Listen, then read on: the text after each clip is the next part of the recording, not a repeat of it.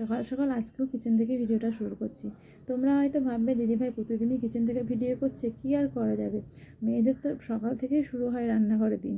সকাল থেকে ব্রেকফাস্টে কী বানানো হবে, লাঞ্চে কী বানানো হবে, এইভাবেই তো দিনটা কেটে যায় রান্নাঘরে অর্ধেকটা টাইম।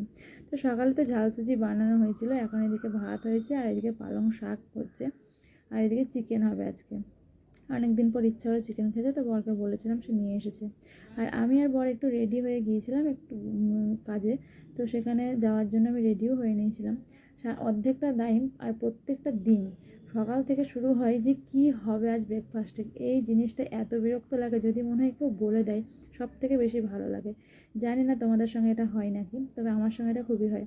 তো প্রথমেই পেট্রোল পাম্পে তেল ভরিয়ে নিল, আর দেখো একটু গ্রাম্য সাইডে গিয়েছিলাম, তো বেশ ভালো লাগে জানো তো গ্রামের পরিবেশগুলোতে। এখানে ধানগুলো পেকে কাটাও হয়ে গেছে। তো তারপরে যাওয়ার পরেও সেখানে আর ভিডিও বানানো হয়নি। তো বাড়িতে এসে দিকে রান্নাও কমপ্লিট, মায়ের পালং শাক আর এদিকে কালকের টক ছিল, চাটনি আর মায়ের ফুলকপির সবজিও ছিল। তো মা সেরকম কিছু বানায়নি, আর মা যেহেতু চিকেন খায় না, তো চিকেনটা আমার আর আমার বরের জন্যই ছিল। তো মাই চিকেনটা বানিয়েছিল, না খেলেও মা বানিয়ে দেয়, এটা মা সবসময়ই করে আসে। তারপরে বাড়ি ফিরে দেখো এতটাই ঠান্ডা লেগেছে, বরের একটা জ্যাকেট পরে নিয়েছি।